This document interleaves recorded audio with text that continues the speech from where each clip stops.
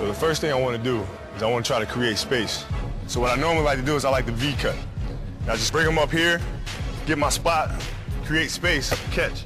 And once I catch, I square up right away. This way I create that cushion and separation that I need. It gives me opportunity to read the court, see what's going on behind him. Most of the time I don't concern myself with this guy because I know I can beat this guy. So if he's in front of me, I'm looking behind to see where his help is from. At the same time, he can't see behind him, so he doesn't know what's going on. So I can use anything that I want right here. I can raise up, I can shoot it, I can penetrate. In this particular instance, on my jab step, I'm jabbing just to create space, to see what he does, see if he makes a mistake. If he opens up too much and there's no help behind him, I'm gonna go to the basket. If I jab and he opens up and there's help behind him, I'll just raise up and shoot it.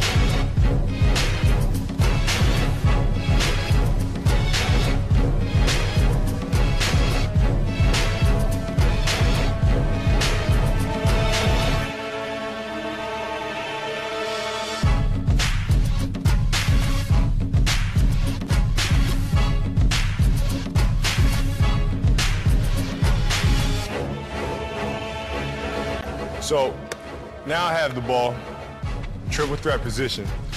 He has to respect my jump shot. So whereas the previous play, I create separation, I raise up and shoot. Now he's on top of that because he knows I might raise up and shoot at any moment. I'm knocked down 1, 2, 3 shots in a row. So now I'm reading on the weak side and I'm seeing this big is late, so there's a gap behind him that I can penetrate if I take advantage of it. So now the important thing is just to be patient. I know I want to go right, and all this is happening in a split second. So now I'm going to bait him here and use a little semi-fake and lean, get him leaning just a little bit. So now I can attack him. If I get by a guy here on the step and I'm going on this angle, once I get down here, I'll try to dip to get this angle going to the rim. In the perfect world, once you get by this guy here, he's already gone. There's nothing he can do to get into play without fouling me.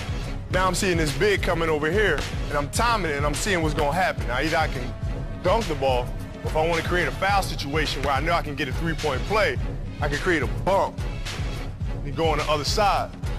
Use the rim for protection and lay the ball up and get a three-point play. Whether it's high or low, or whether it's there, whether it's up there, you just want that ball to go in the basket. However you're comfortable getting it in there or spinning it in there.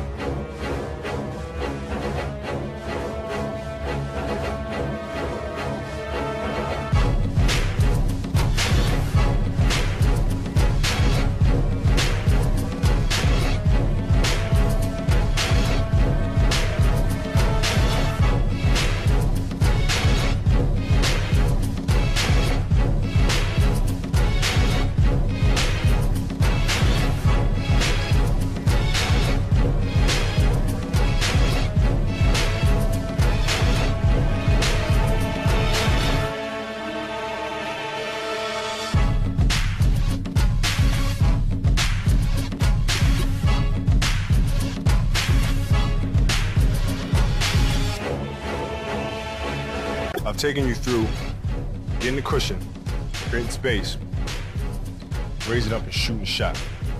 So that's the threat that you have. Now you have a perimeter jump shot. You're a threat from the perimeter, you're a threat from the outside. He has to honor that. When that's a threat, now you can drive by him, get all the way to the hoop. You can finish on a big, you can finish with contact. So those are the two threats you have working for you. Now, to really be a deadly offensive player, you need the third one, which is a mid-range game. I take the defender here. I know he's worried about my shot. I know he's worried about me getting to the hoop. I see the help coming. You gotta dip your shoulder, you gotta go hard. A lot of people make a pull-up jump shot look like this. They go like that. That's not a threat. That's nothing. The guy can steal the ball that way.